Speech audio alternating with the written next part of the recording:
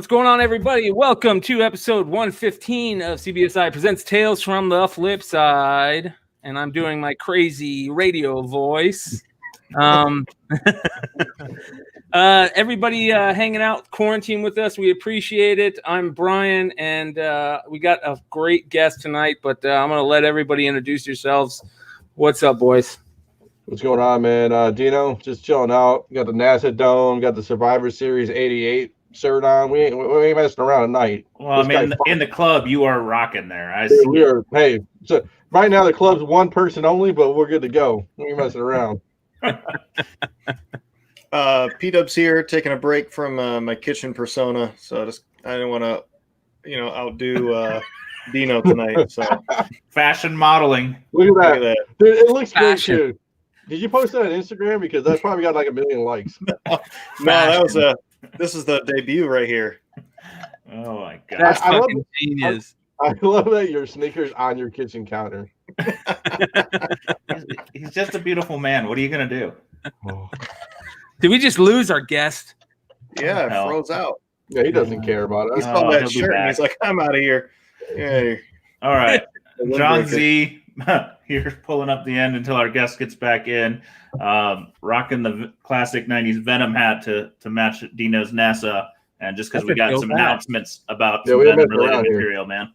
I got the mustache today, brother. I told him I want the mustache so my son knows what the law is. You're rocking the 80s look or 70s. I'm rocking the 90s. Yeah. Well. And Paul's rocking in his 80s. Yeah, man.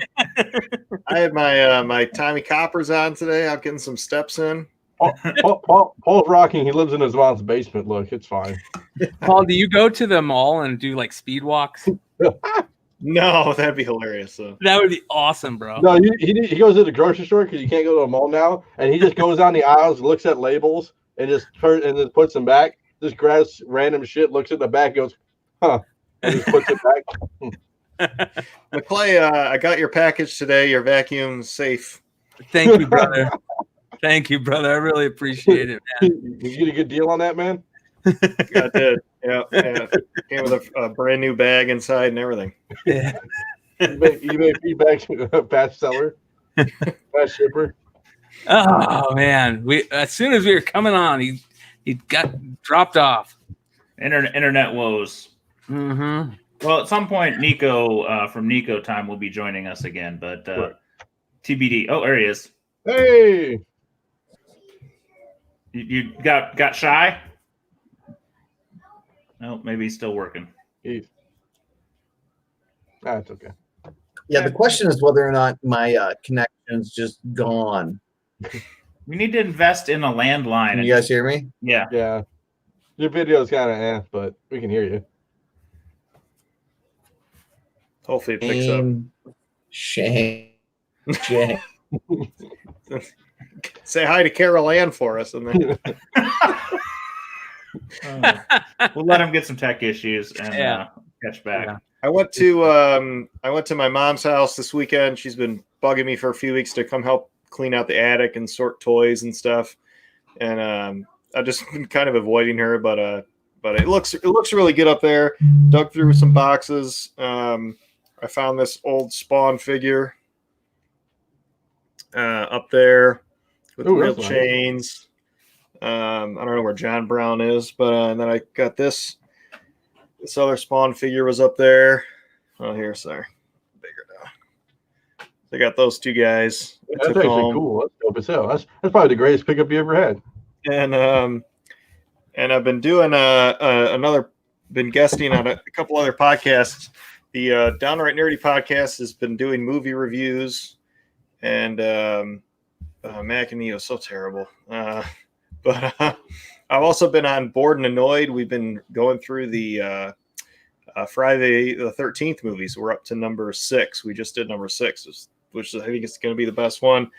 But so I went on Amazon. And no, really Jason Goes to Space is the best one. Yeah, so I bought this for the kids. Real cheap off Amazon, so it's been going well. But that's all I really got for pickups. I don't even know what that is, do they? They just know that they should be scared of it. That's all they need to know. So There you go. What that's up? all I got. Nico, you gonna go next? No, let's introduce Nico. Oh, Since sorry. he's finally here. Finally here. Yeah, I struggle.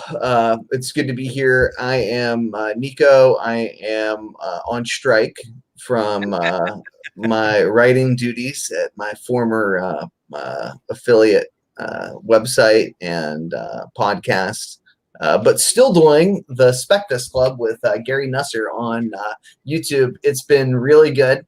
I have absolutely no idea how to find it, but we get no thumbs down. We get like 25 thumbs up, no thumbs down. It's a big change for me. I don't know how to really like receive that kind of positive affirmation. You're like a trauma person. You're like a trauma person who's finally like had like you're like went from like a bad girlfriend to a good girlfriend, but you don't know what to do. And it's like, yeah. Oh, Yeah, Gary's nice. He doesn't say mean things to me. He says things like, "That was smart." Well, welcome to the land of apathy, where we don't get a lot of thumbs up nor down. Yeah. We get a I'm lot okay of with laughs that, too. when Paul's around. Yeah. I really am looking forward to seeing Paul's outfits. how many Roy changes are you gonna do, Paul, tonight? 2, 3? Take it, just relaxing tonight. You just I need don't to know. see that one. That's the best.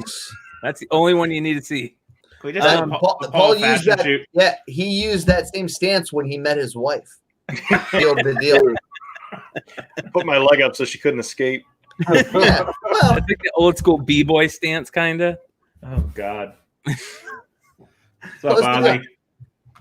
All right, so I got some pickups. I got this is not in yet, but it's so cool that I'm really stoked about it. I'm gonna show you guys. You know, I had all those comics that I moved into that room. Yep. That I'm getting ready to. I'm gonna start live streaming me going through those comic boxes and selling them. You know, if people want them, they say, "Hey, I'll take that book," and whatever. But I just didn't have the setup yet, so I went and bought this bad boy. So I'm creating a setup up in that room to kind of do that live streaming shit.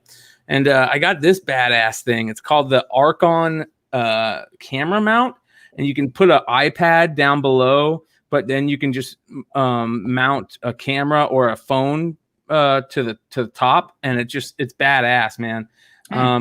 my ex-girlfriend had a similar setup, but she didn't use it to sell comic books.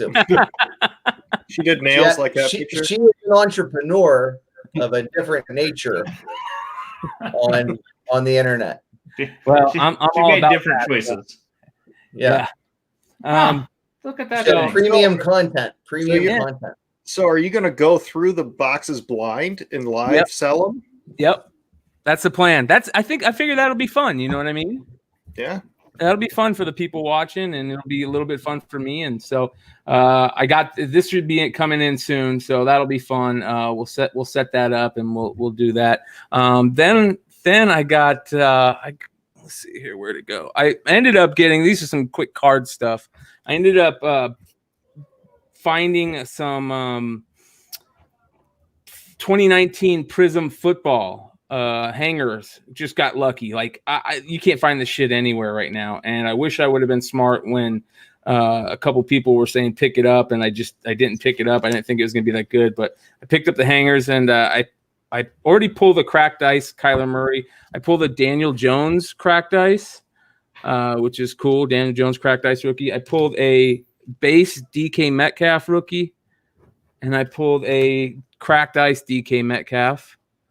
And then I ended up scoring this guy. Let's see here. This guy is kind of cool. This is gonna be a personal break for me. It's gonna be fun. 2016 Bowman Chrome. 2016 Bowman. This has got the very first Bowman cards of Fernando Tatis Jr., Vladdy Jr. I want to say Glaber. And it's also got Alex Bregman, I think, very first Bowman. So this is just going to be a fun personal break. And then we ended up breaking some Donruss over the weekend, or over last week on Wednesday on the Discord server, live on this channel. We did on the Discord Clutch Collectibles Discord review show, and we didn't get to pull all the rookies. We pulled the Maguire and we pulled the Maddox. And I have another box, and just as a special thing to all the people that joined in on that first little public Gold Room Discord break, everybody who was in that break, whatever spots you bought, you're going to get that same amount of spots on a second box, and we're going to open that this Wednesday for those people for free. So that's what I got going on. So Nice. I have cards as well. This one took like 25 years to get to me, but I'm gonna do it on the Discord server. We're gonna break this, and I'll put spots. I don't know what we're gonna do, but Chops Tribute, 2020 Chops Tribute. The cool thing is you get 3 on-card autos and 3 game used memorabilia per box. It's only like 14 cards, I think, but still, I mean, but they're gorgeous. They are gorgeous. They're not these, but. Are they these? I can't remember. Are these? Are these? Right? No, that's Inception. That's Inception. So I got that. Keith Ing hit me up and gave me this for a pretty good deal. So that's out of 50. And then I had to go with another basketball card. I went with the Joe Dumars tricolor patch and auto pad sign Joe Dumars. I got it for pretty cheap. So. Joe Dumars, the unsung hero of that team, in my opinion. Oh yeah, for sure. I mean, that defense was locked down. Mr. Consistency. That's all I got. The club's rocking as his usual is. I think that's all I have. I don't have anything. Yeah. So. Z. I don't have any pickups. I got a lot of stuff in the mail. So next week might be crazy. I did, other than this sweet Venom hat I pulled out of retirement. It's because Matt and I on the Global Comics Safari, we're going to go ahead and release it after this show tonight just because Matt's so excited and freaked out. So I'm going to go ahead and release it. But this is the promo. We're doing the part 1 of the Spider-Man 300 set, the international edition. So this is half of it, and we're going to do part 2 next week. But we're really, really excited about this one because this is kind of the most collected kind of international set out there. Everybody wants this set. Everybody wants an ASM 300. Well, now everybody's going to want 14 ASM 300s. And if they want the badass Italian that's featured there, they'll have to pry it from my hands because I buy them all. Yes, he does, even though he knows I want one. If you guys aren't going to sleep tonight, feel free to watch it after the show. And if not, catch it in the morning. Yeah, like and share that one, man. I'd like to get that out there. If you got some friends that are into Spider-Man, got some friends into anything, Venom related, shoot that one out there, man. That's going to be cool. Yeah, that's going to be fun. We got to get that out on Instagram and get some fun videos made up for that. Yes. What about you, Nico? You got any pickups? I do. I also would like to say that I also would like an Italian 300. All right. You'd like to fry one away? Cold dead hands, yeah. Fuck you, Charlton Heston. But yeah, I want one. I too want one. All right, so I grabbed 2 books. One's about 10 days old. One I just got in the mail today. So this is the one I just got today. Oh wow. Yeah, she was nice and clean. I was happy. There's a little bit of spots here. I don't know how you can see it, but otherwise, it's in pretty damn good shape. The back looks better than the front. Yeah, there's no 9/8 on the census. 9/6, like not even one. $2,000. Yep. Something crazy for a 9/6. $2,000, $2,500, I think. Yep. This is the other one I grabbed. Oh wow! First appearance of Dracula, and she's freaking in unbelievably good shape, I think. And that probably wasn't too bad to get, honestly. I mean, yeah. It's not one that people are chasing. Nobody knows about her just yet in the I like comics too crowd that has too much money. That may change, but I'm glad I got one before the world figures out that's the first appearance of Dracula in comics. Really? Yeah. That boggles my mind. When's that from? The 50s? I don't know, because let's think. That's Erie 12.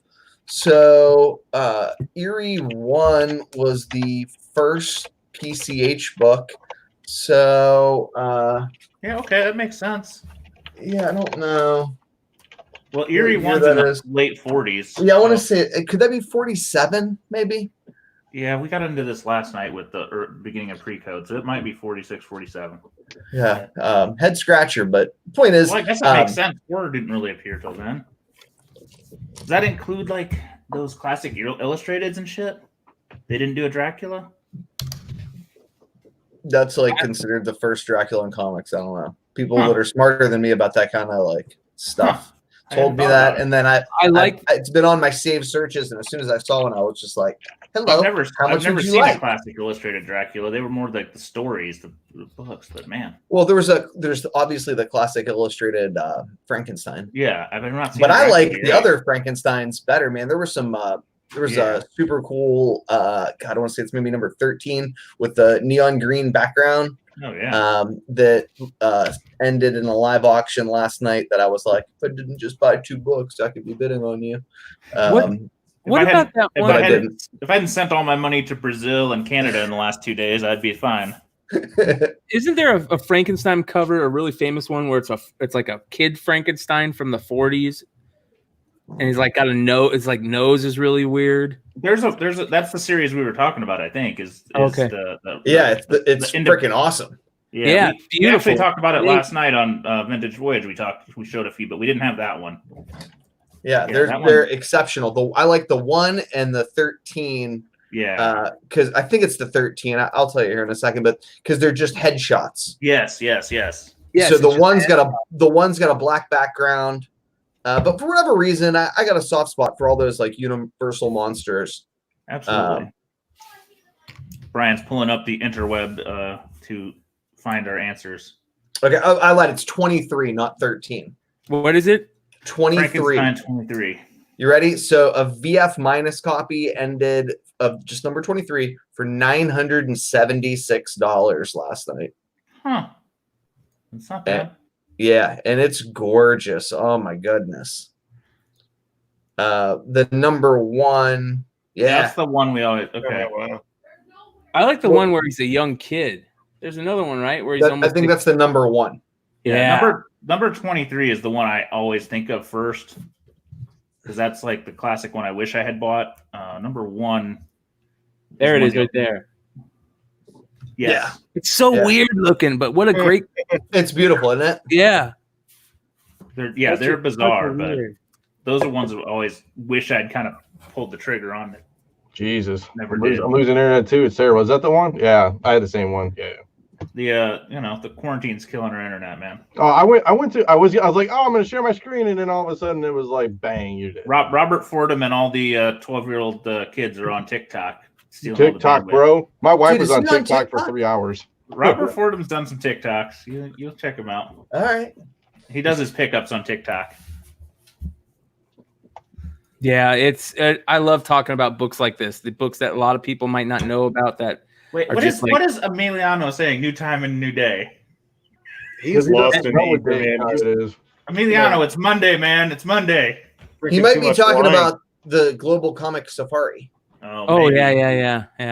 You guys usually drop on Tuesday. Well, I'm gonna drop it Monday night. Give you guys something else to watch tonight when we get distracted.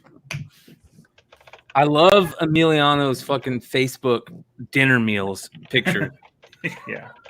They're fucking great. All right. So crazy stuff that happened this week.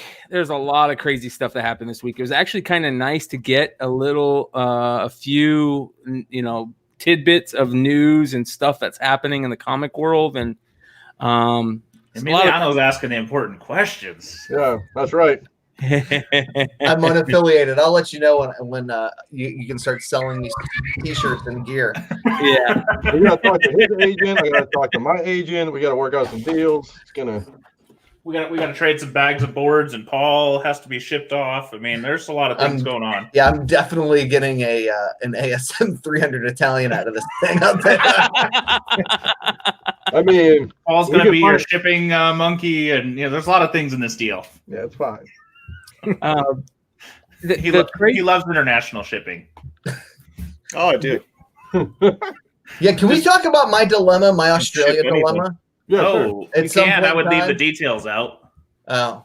But I mean, you can definitely discuss. Is it still impending or what's going on? I mean, I don't know. My dude's straight. He's just like the nicest guy in the world. He's locked down in quarantine, and I'm trying to figure out how to get a book out of Australia. I got a guy. It's $1,000 plus. I'm just like, oh. Does he have the book or? Yeah. Oh. Yeah, super nice guy. I got a guy. You just can't ship it. Oh. I mean, but you got a guy in Australia? Yeah. Man. I got a guy from everywhere, man. You don't want to see me out here, bro. Do you remember you were like little and your dad had a guy for everything? And now that you've gotten older, you're like, I'm a connoisseur. I got a guy for that, right? Do you see that mustache? That's a guy that knows a guy. Listen, I know a guy who knows a guy. I got to change up my look so people don't know who I am. You know what I'm saying? Listen, I bought almost $1,500 worth of books out of Brazil. God knows how that's going to happen. The guy's like, well, I can ship this week and I only ship once a month. I have to drive 150 miles north to get to DHL. And I'm like, all right. So Robert's like, I'm buying some books too. I'm like, so are you shipping soon? He's like, yeah, I'm going to go on Monday. Supposedly they're in the mail today. But he's like, I got to drive 100 miles to go. Yeah, like 150 interstate miles? I don't know. He's in Brazil. Holy crap. That's what I'm saying. I feel like that's not interstate miles. That's like, I love you guys in the like if I drove from West Virginia to the beach. Well, he's implying it's a day trip. Like he's going and spending the night and coming back. So I'm like, all right. Wow. So Australia might sound easy after that. Yeah, I bought some books in Australia. My boy hooked me up because the vendor, wherever, I can't remember where I got them from, only would ship to Australian people. He wouldn't do any international. So I shipped it to his house and then he just shipped them to me. I mean, when it gets to the point where Jon Z is parachuting into the Congo to buy some book off of some tribe that some kid's been using as toilet paper for the last 10 years, then we know we've got a problem. I just hope you have a sidekick that's like, there's no time for love, Dr. John. It's like the fucking beginning of Predator. He's pulling out with Jesse Ventura. We gotta go. Yeah, I mean, if you're gonna buy forward comics, you gotta be prepared for some weird fucking situations. Dude, and for the record, I don't like this foreign stuff. I think they are international men of mystery. And I think that's how we should refer to all of the foreign comic collectors. They're international. You're saying I should rebrand Global Comics? There's a lot of things I'd like to rebrand, as you're well aware. That's one of them. Okay. I mean, these things aren't foreign. They're beloved by international men of mystery. That's not bad. That's kind of catchy. Yeah. Oh, my God. Yeah. He's gonna be a war criminal. He's gonna be mowing down fucking villages. It's gonna be terrible.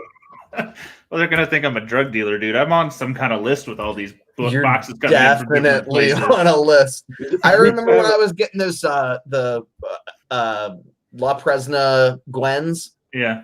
When they started searching the packages, and I was just like, oh man, you're definitely on a list. I'm definitely on a list. I was like, man, I don't know if I should do much more of this. Well, welcome to the boys. I've been on a list for when I had my beard going, I was definitely on a list. So. You were definitely on a list when you had the beard. Did you guys see Ultra? Anywhere. Did you guys see Ultra Maximus on Mel's thing?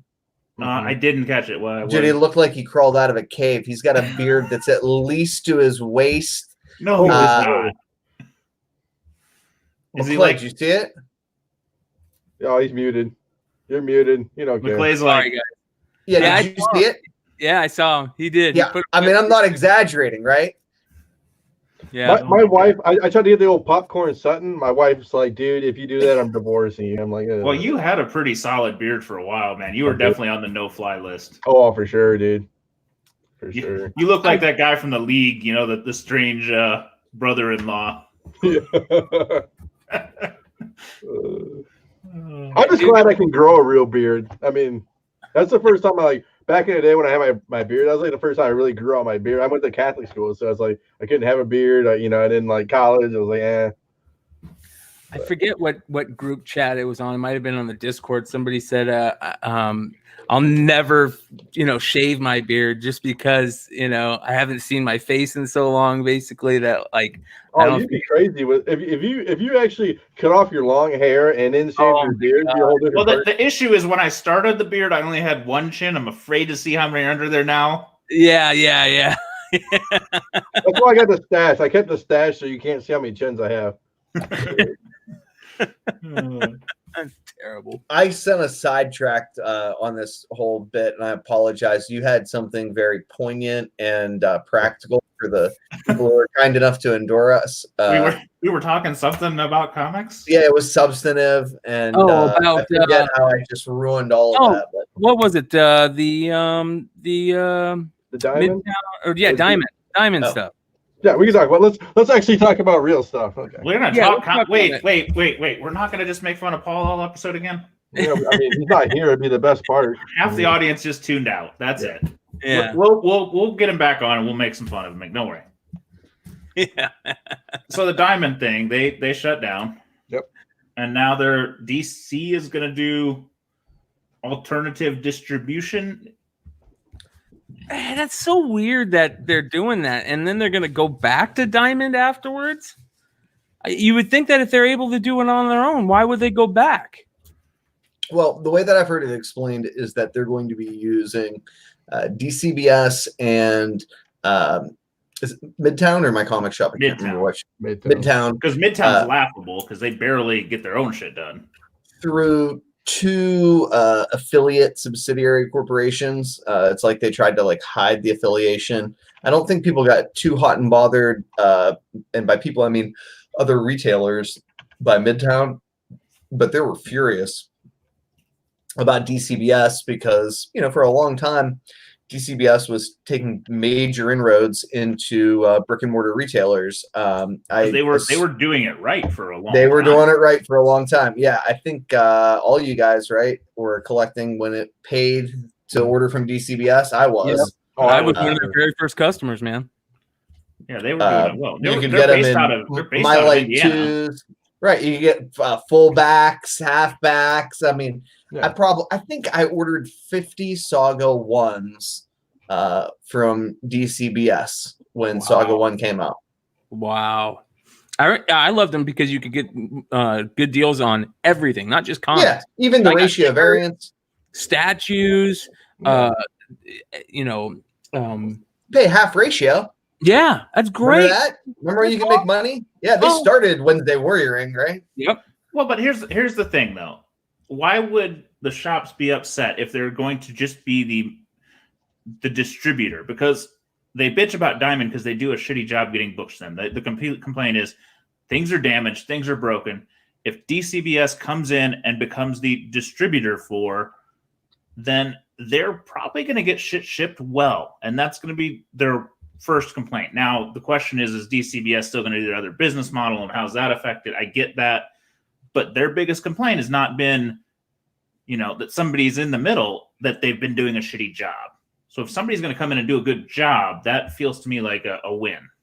Yeah, so initially I heard that they were going to try to distribute books to non-traditional retailers like the Walmarts of the world that sell comics but aren't closed because they are otherwise, essential businesses or, whatever. And then, in the last 48 hours or 72 hours or so, the reports that I've been reading are that people are afraid that this is kind of like foreshadowing things to come. So, sure, they're middlemaning for Diamond now, but people with Stockholm syndrome, they love their oppressor. I'm comfortable with Diamond. Wasn't Diamond already doing like the direct ordering accounts for customers and stuff, where you are a shop customer, but you put your order through Diamond and then it goes to shop or something? Wasn't that already kind of a thing? I think that's still a thing, but the way you described it, it doesn't sound like a big deal. I mean, it's just they've just eliminated the previews catalog. You had your own account so that you could get your books to your store. Yeah, I mean, but the virtue of DCBS is I didn't have to do anything. They would just send them to my house in a giant box. They would 3 months ahead. Yeah, 9/8, winter, chicken dinner. I'd get them with fullbacks and halfbacks. When I was doing a lot of like modern comics, slabbing a lot of new books, buying ratio variants, 6, 7, 8 years ago, it was DCBS all the way. I loved it. But when I came back to comics, that ship had sailed. Yeah, unbeknownst to me. But a quality shipping model is still a good thing. Like, you mentioned My Comic Shop. Like, to me, if they stepped in, I trust them. They probably have the best record in comics. Like, how often do you see a complaint about My Comic Shop screwed up a shipment or had a damage? Or they'll fix it. You know what I'm saying? Like, I don't know that they don't overgrade. They don't. You know what I mean? Like, they're just solid. I cannot recall one. Not that it's never happened, but it's got to be at such a low percentage that you just never hear it, or they take care of it. And in I had some consignment books I sent to them, right? And I'm like, hey, I can't find them on the little clicker thing. You know, you go in and add your comics or whatever. And she's like, hey, just send them to me. It's cool. Don't worry about it. And I'll get them in for you, and I'll load them and do everything. And it worked out perfectly. Like, they're the nicest people around. I mean, yeah. Wow. Now Midtown, on the other hand, is like, why would we let them in? I'm not even sure they do their own business right on the shipping side. They're constantly behind. They have a lot of damage issues. And I won't say everything, but a lot of what I read is bad press on that side. Well, couldn't it also be like you were talking about with DCBS? DCBS, when they, like you said, Nico, when they first came out, they were kind of pissing off a lot of the brick and mortar stores, and they're causing a big, issue. Well, didn't My Comic Shop do that before they were My Comic Shop? Weren't they? So those two groups have kind of pissed off the big majority of the brick and mortar shops. So that's got to be the main reason that most people are pissed. They have that old school mentality of fuck those guys. Those guys were trying to screw us over by doing internet stuff before everybody had to do internet stuff. But now everybody's doing internet stuff, so who cares? Right? Yeah. I mean, if you're not doing internet stuff, you're not going to come out of this. There's no way. And there was a lot of shops before this that were not doing internet. I mean, and at the time I kind of put them up on a pedestal because like, oh yeah, you know what, good for you. Brick and mortar shops. And then I started thinking to myself, how are they going to make money? Like, most of the money is on the internet now. Well, I mean, let's be honest. The next couple months, if it stays like it is, these other shops are all moving to Facebook auction models and, pre-order and pick up curbside. They're doing lots of things that potentially they should keep.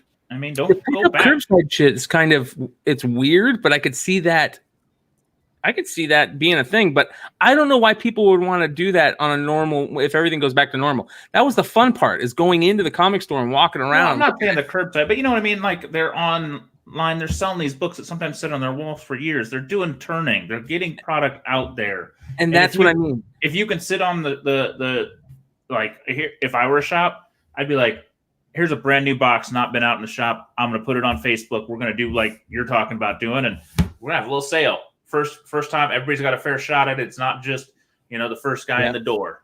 Yep, these have never been on eBay. Tune in 9 o'clock on Tuesdays, whatever. There's some cool shit that they could take advantage of. And a lot of people are taking advantage of it. There is, I'm going to get him on the show eventually, one of these nights.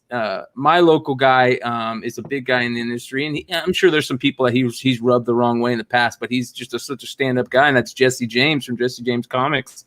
Or Jesse Christione, I think that's how you say his last name, from Jesse James Comics. He is one of the most stand-up dudes, but like 2 years ago, he was like, saw where it was going, and now he's making the majority of his money off of selling on live auctions, back issues on live auctions. They're running live auctions 24/7 on his channel. He's still got the shop open to all the kids that are coming in and doing all the Magic the Gathering and the Pokemon and all that stuff. And he's still got a shop open for people to come into. He's got a badass arcade in there. So he's trying to do both. And I like that. I'm cool with that. I'm really cool with that. So I got respect for people that are trying to do that, and I get it. I get, like I said in the past, it at the time it was like, no, a lot of these shops were saying, I want it to be like it used to be. I don't want to put, if you're coming into my shop, I want you to know that that's a good thing for coming to my shop. You're going to be able to buy this material. It's not going to be online too. But you're not going to live that way. Not anymore. Well, to be fair, they want it to be the old way.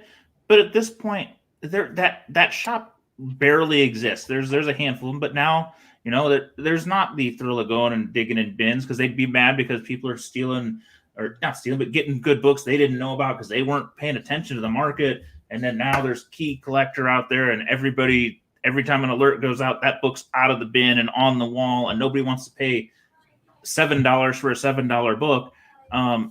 So the whole world is changing. And if you're a shop owner, you sure as hell better be thinking about how to change with it, not be the good old days. Unless you're going to sit there and, sell at overstreet prices and just be completely old school, and you have a base market of hundreds of customers that are going to keep flocking to you. But if you're one of these newer shops, most people aren't doing business that way.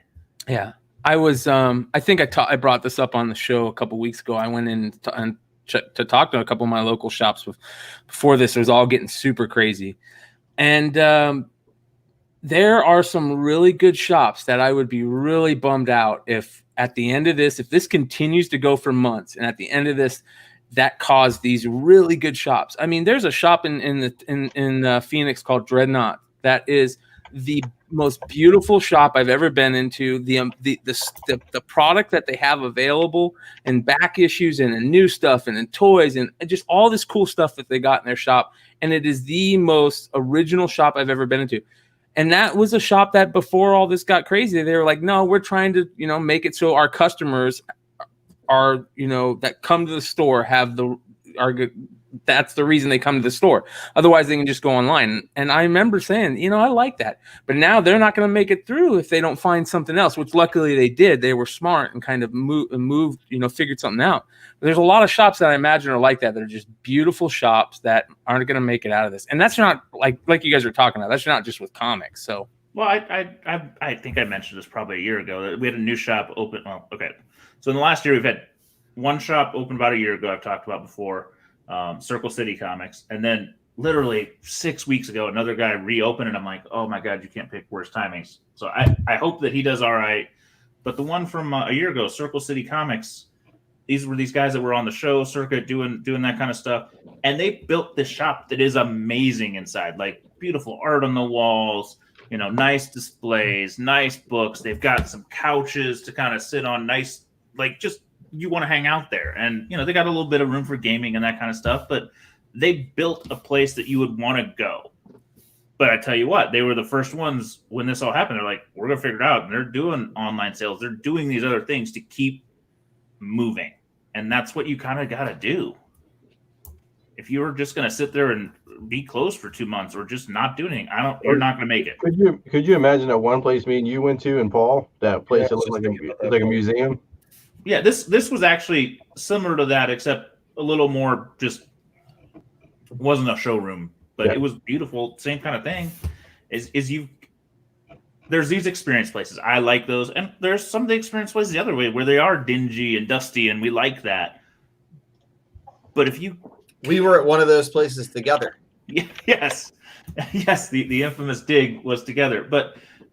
If there's no personality there, no reason to go, and you're just going to wait for people to come in and be like Comic Book Man on Simpsons of, I'm here. If you don't want to come here and do what I do, don't buy them. Well, we're going to go buy them somewhere that is, there's people that want comics right now. I mean, if you're selling on eBay, they're selling. Whether you're selling readers, you're selling trades, whether you're selling whatever, people are freaking bored, and they're not spending money elsewhere. They're buying stuff still. There is a lot of comics being sold. And if you're a retailer not taking advantage of it, then I don't know what to tell you. You're not doing your job. Yeah. Now let me ask you guys this. Do you think that we are going to see a substantial percentage of brick and mortar shops close as a result of this, that we'll see an increase in the concentration of like regional chain comic shops and the huge big boy shops like Midtown, or distributors like pseudo distributors like DCBS and My Comic Shop take a larger percentage of the market? I mean, is that just kind of like similar to what's going on throughout all of the American economy, or I think you're going in the right direction with that. I think that there's a lot of these guys that were kind of selling stuff online, that were making a large presence online. That maybe that's another reason why they're so pissed about this, because they're kind of worried that, like, you guys, we had it in our hands to not have to deal with Diamond almost anymore. You know what I mean? Like, they kind of had it. There was a short period of time there where they were kind of like, I think, I'm not sure, but it kind of felt like they kind of thought maybe we could figure this out with not out having Diamond. You know what I mean? Diamond has been such a problem for so long, and now you kind of have an out with this whole thing. And now it sounds like they're not even trying. If they're going to all go back to Diamond after this is done. What was the online Comic Con that people were talking about too? The VirtueCon? There've been a few. Yeah. And I think WonderCon was supposed to be virtual, but I mean, they kind of and that's the other thing. All these people who did all the exclusives for Comic Cons and stuff, I mean, they're just selling them online now. I mean, Mainframe Comic Con. No, I haven't heard that, but that's stuff like that. That's interesting, but that's the other thing. Like, listen, you go to a con in order to feel and touch things and to get stuff signed. Like, it's a lot easier to grade a book in person too. Yeah. Let's be honest. Yeah. And I don't want to hear, like, it's cool, like at San Diego or these big cons where they bring out these people that you don't normally see, but I don't want to hear some guy talk. Like, that's the only thing about a con now, is just hearing a guy talk on StreamYard. You know what I mean? That would be really sad. I really hope that doesn't happen, but I could see that happening. I mean, look, San Diego finally called it quits. They finally came out and said, we're canceling, when we all knew that there was no way that they were going to come back, be able to do something. And I literally had guys in Absolute Geek, one of the Absolute Geek guys that I do Absolute Geek with. He was like, I'm going. If they say that they're going, I'm going. And there's no way that I'm not going to be there. And I'm just like, are you kidding me? That's crazy. That was so crazy to me, but that was so important for him to be at San Diego that he's like, I'll put my health at risk. Yeah, I don't have the right word to describe this. I shouldn't say it's funny, because it's not, but it's funny. There's a local regional small con guy who's been doing it for, I don't know, 30 fucking years, maybe longer. He collects funny animal books, but he does these like small cons, and today I got an email alert from him canceling his May show, and I was like, what? Duh. Like, is this real life? Like, I think you're prohibited by law from doing this. But like an order of the governor. Like, well, I didn't realize that everybody's pushing as long as they can, thinking. Yeah, but I didn't realize how aggressive, because that's like a serious source of income for him. He supplements his primary income from that. I don't think about that, I guess, as acutely as I should. Yeah. That there's all this secondary loss. It's not just the brick and mortar comic shops, but there's all these moving pieces within our community where people have made livelihoods for themselves. The social connection that gets lost. I worry how long our community can stay strong if it doesn't convene at regional and smaller conventions to kind of celebrate this thing this thing of ours. I think it's going to be okay. I just think it's going to be a weird year. I think most of this year's shot. I mean, maybe we're talking some things in the fall, but I still think those are going to be very limited and far between. We'll see how it plays out. And go from there. I mean, DS says Heroes Con is still planning on happening. That's less than 60 days away. I think that's going to be too soon. Yeah. I think large gatherings are still out until at least fall. Well, and I think too is that people who are gambling, like, could you imagine people who buy a lot of stock in January, February, and March for the con season? Like all those people, like everyone. Like, yeah, I know. That's why you're seeing so many books on the market, though. Like eBay is flooded with Golden Age books that you never see. Dude, it's amazing. Yeah. This is a perfect, real quick. I want to ask the people in the chat, if San Diego was going and you had tickets, would you guys go? Would you risk it? That's a very good question. I would like to know what other people, like, how big of a deal that is, because I know that people, like, they look forward to these cons like it's the greatest event in the world, and they go every fucking year. Yeah. So, and it seems like it gets worse every year. I know I quit going to San Diego in like 2007 or 2008 because even back then it was too fucking nuts to butts, and I can't deal with that. I can't imagine what it's like now. Well, it's kind of like when the crew hits Baltimore, we'll go Friday and have fun, and we'll go Sunday and do our shit. But about Saturday, about 2 in the afternoon, we're like, we're done. We're gonna go drink and fuck around for the rest of the day because it's too damn crowded and too damn hot and too damn much. Yeah, could you imagine San Diego? As someone who got a communicable disease in Baltimore last year, I mean, con crud is real. Could you imagine smelly people walking around coughing and shit? They're wearing a hazmat suit this year. Well, you're all digging the same boxes and books. I mean, it is a germ farm. Well, dude, and think about that. So, people don't shower either. I mean, this is the whole scenario. Like, we go to cons, you know how the BO smell and how terrible it is. It's like, dude, it would be 10 times worse. It's like, there's people who are in quarantine right now who probably hasn't showered since the quarantine started. It's like, yeah, I mean, really like. DS agrees here on the GA book. There's stuff I never see. Like Scott McManus, that's done some foreign comics for me, pointed out there. He's like, "There's 2 First John Carter of Mars. I haven't seen that book in years." What are the prices? What are the prices on them though, or are they all auction? About 20% below GPA. Not all of them. I mean, it just depends who it is, who's trying to sell. Sure, but I mean, like, they are.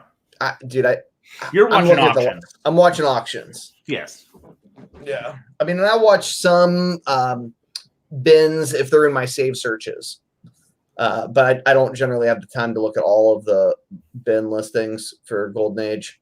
But there's some, and I look at some like select sellers that I've saved, but there's books I agree that like you never see. And there's not one, there's like 2 copies that'll show up on, they'll both go up on an auction at the same day. And I'm just like, holy Well, they're not all going on auction even. I mean, some are definitely going on bins, and there's dealers that are probably losing their ass not being able to go to the con season. Like it's their bread and butter. So they're just going, and this is their only way to sell. There's Dale Roberts is a great example. He's got an online forum for his own that he does, so he's fine.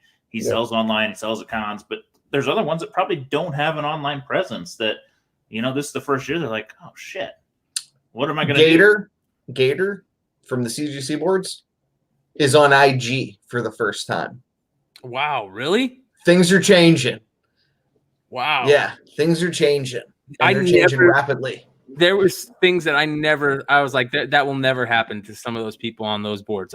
Those boards are like, I thought I'd never, there's some people I thought would never leave those boards. That's what the only thing they would ever be on those boards. I would assume the same thing with Blowout, man. Like Blowout cards would be the same way. People who are on the Blowout forums are probably going to Instagram and all these other places. Like, well, because the young money's on Instagram. Yeah. The young money is not. The young money is not going to the CGC forums per se. I mean, some of them, but they're on Instagram. That's where they live. Yeah, and DS Comics observation about those Lou Fine books that all end next Sunday night. Yeah, I can't wait to see the eyes on them. Holy cow! Did you see those ones, John? I haven't yet. Woo, listen, I'm too busy. Hercules. I'm drop shipping dollar bills into Brazil to pick up books, so I'm just sort of fucking distracted. I don't even want to talk about it. I don't have time for eBay, man. I'm out there. Have you gotten your big book in yet? Which one? Your tick? No, I just got the shipping confirmation on that guy. I think next week I might have a lot of books to show. So if we're still in quarantine, it may be a Z pickup special because I think those are coming. Hopefully that Brazil book is shipping DHL, so that should be here this week. I don't think I'll get the Canadian books in, but that might happen too. I did just buy on eBay a bunch of foreign shark cover books for my boy, so those will be here too. And first of all, when everybody says Gator, it's all it is, man. God damn it. Gator on play. All right. I'm going to take a quick pause. I got to get another beverage, but I will be right back. I drive a Dodge Stratus. When that skit came out, I love that skit because my very first car was a Dodge Stratus, dude. And it was my fucking favorite car. I used to think, oh man, I fucking love that skit. I love Dodge Stratus. I didn't realize it was a bad thing. Little crazy some spec stuff finally showed up for a while. There was no spec, no nothing. And then it just totally hit this week. There was Justice League Dark stuff that came out. That was kind of crazy. If that is really going to hit, and if J.J. Abrams is really associated with it, is he's going to stay there, that could be great. Like, that could be really good if they really go dark with it. I mean, they got to go fucking horror, super horror-esque. Like, I'm almost want them to do more of there's certain characters I don't really want to see unless they're in the shadows type stuff. But that would be a really fun comic book movie that we need to see. So. Well, they were talking TV for HBO, which for me is even better. Yes. But I'm like you. I would feel better if they would roll out 6 episodes of Constantine, 6 episodes of Zatanna, yeah, 8 seasons of Swamp Thing, or whatever.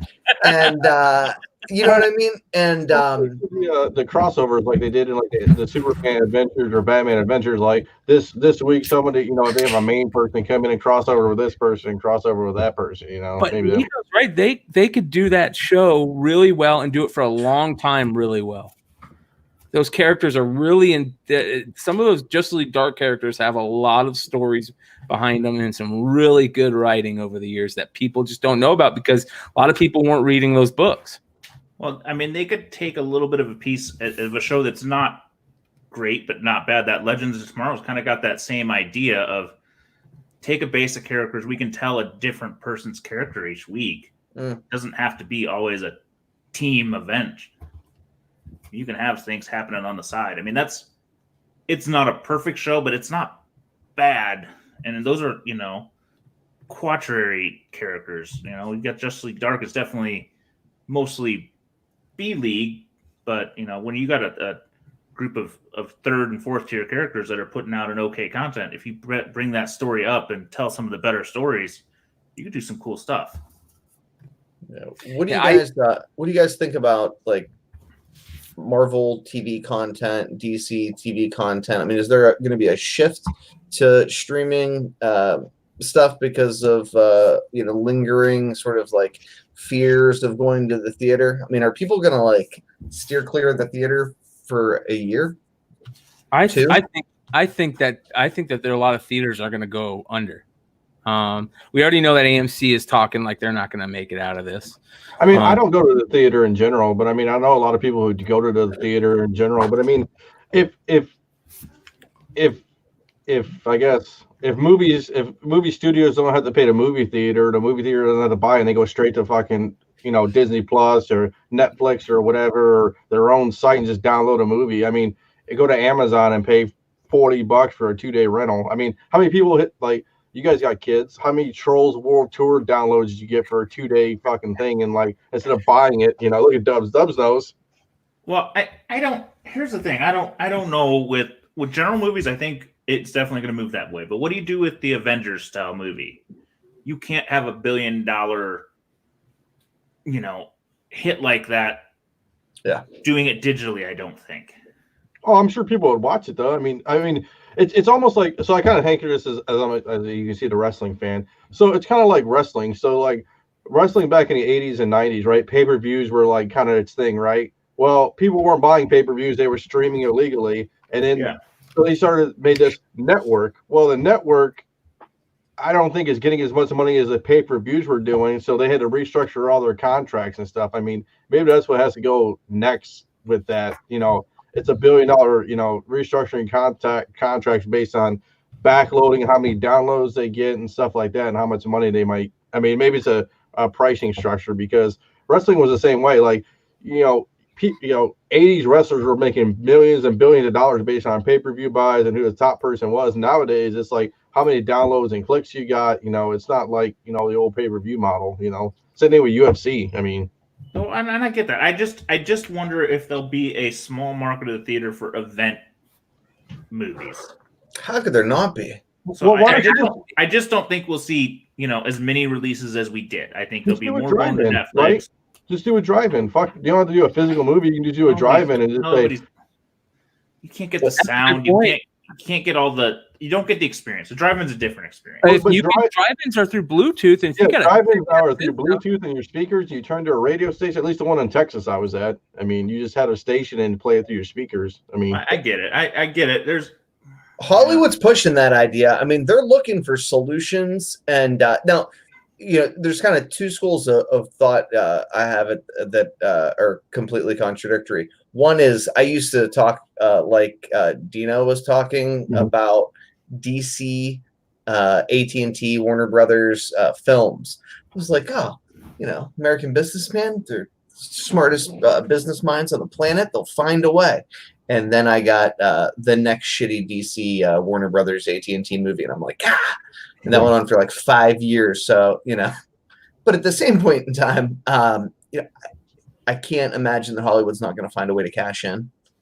I don't know that it's necessarily a bad thing for there to be a smaller number of movies. I mean, we always complain about like this movie sucks, that movie sucks. Why can't they have the charm that they did when we were kids in the 90s, in the early 2000s? Well, it's because there's twice as many movies that are released.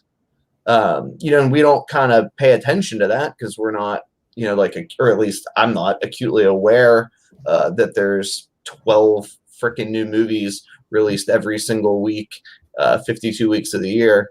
But we may get better films.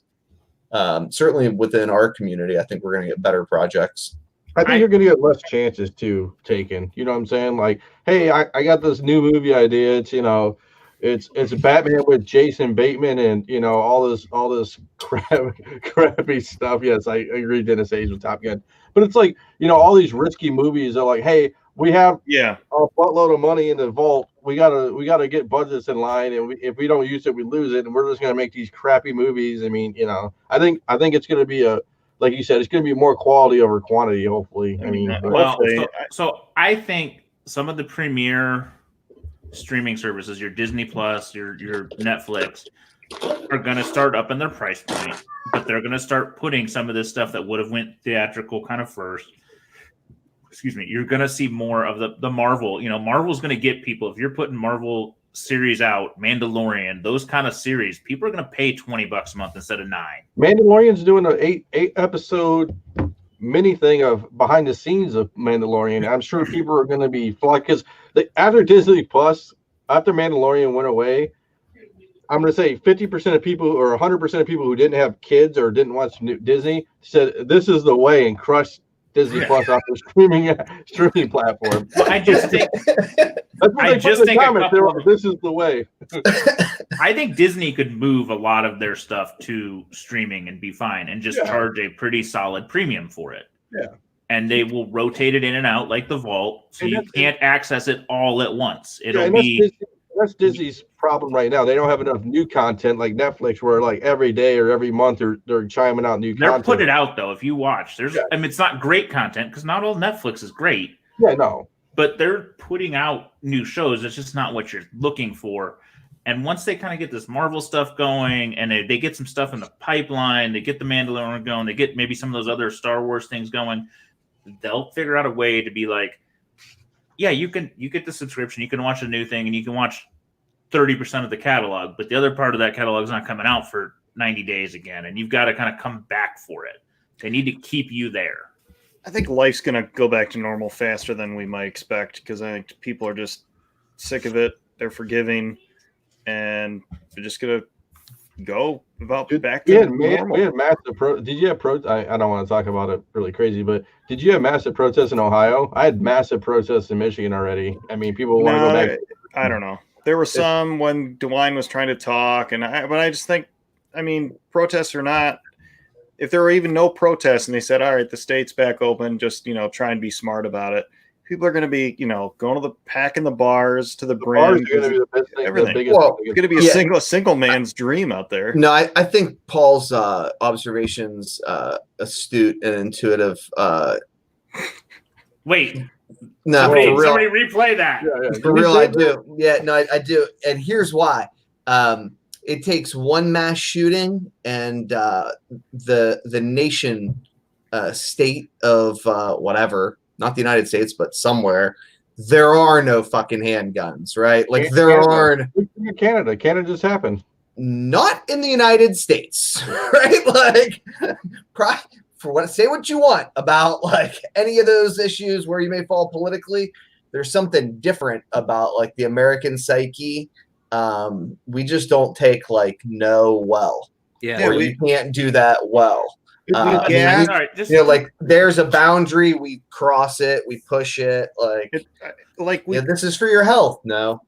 Collectively, if the world opens up soon, it's gonna be a fucking shit show because the number of cases is still constant, still going up, or at least still trending pretty constant, and nobody's out.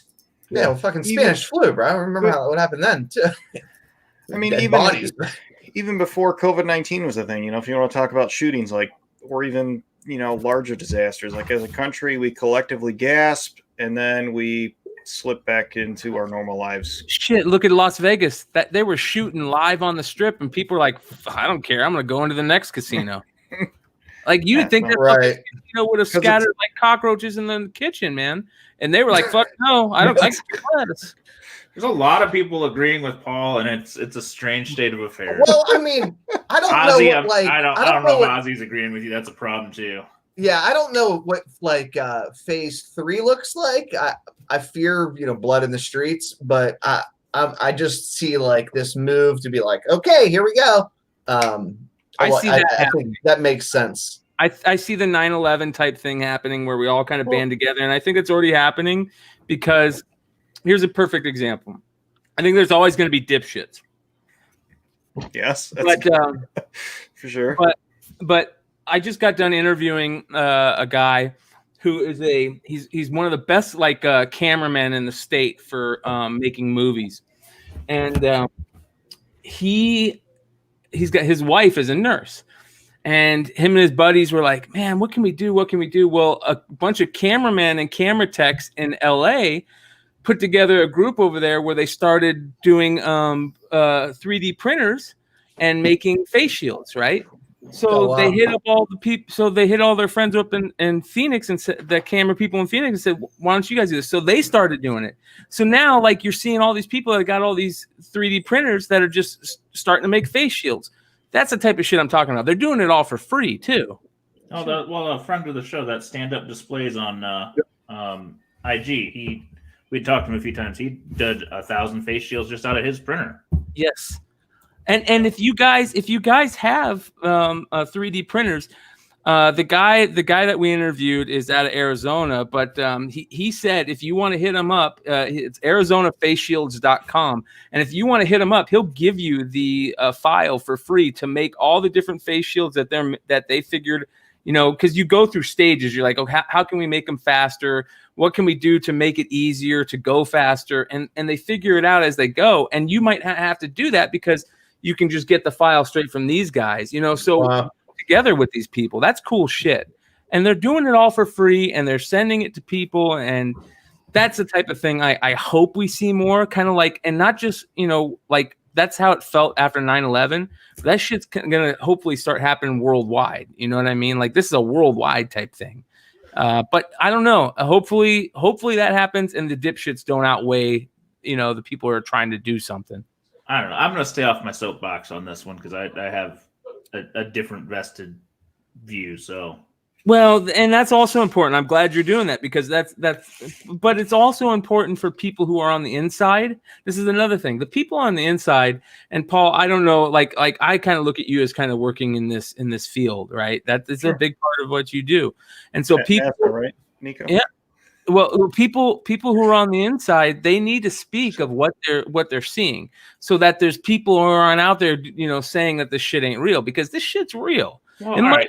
So I'm in pharmacy. I'm in nursing home pharmacy, and yes, that is a terrible place. Like, even things are going good, things are going bad in those zones. So, until my brother said something about either vaccine or herd immunity, no, I think the answer is efficient, fast testing. Yeah, that's what we need to get to. That's what we're focused on right now. Is a test you can see in the first, in hours instead of days. That will free up the world. That's what we need. That testing's there.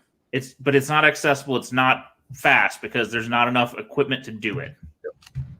There's not enough. So that's where aren't they able to test and get results within like an hour? They would if they had enough machines to run said tests. It's a machine problem. It's not. Yeah, you have days of work lined up. That's where things are at.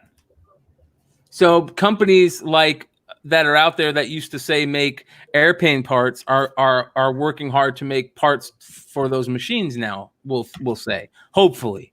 That would be it is. I mean, a vaccine would be great. Yeah. Herd immunity would be great. But I think testing is the phase we need. We need efficient testing so that those people that are working in the healthcare field, in the front lines, that are accessing the most critical patients, either going through surgery, going through that, or these elderly patients in the nursing homes or these other places. Like, that is where we're worried about. That is where the world is going to go to shit if we don't figure it out first. Well, and I mean, the saddest part about the whole thing is that people are dying, and they're dying alone. That's the thing. I mean, that people don't want to talk about. It's like, all these people, like I live not that far, but I live closer to a cemetery, and like you have like one car there with like two people, and that person could have had a million friends, and that's a terrible part about the whole thing. It's brutal, man. I don't know. I mean, I heard a story recently because my mother was talking to somebody, but there was a funeral at a place in my hometown, and there was, usually when it's a veteran, you have 2 or 3 soldiers come out and do the taps and all that. I guess there was a guy that passed recently that was a war hero, and there was supposedly 100 soldiers out that had come to do taps. They couldn't go into the facility, they couldn't do anything inside, but they all stood in the parking lot and did it. Well, that's good. That's fucking cool. Yeah. I mean, it's the same thing with a lot of these people who are working on those front lines. You hear stories. I was listening to an interview the other day. I think it was Bert Kreischer's podcast. I think he was interviewing that Adam Richman guy, the guy that used to do the Food Network TV show.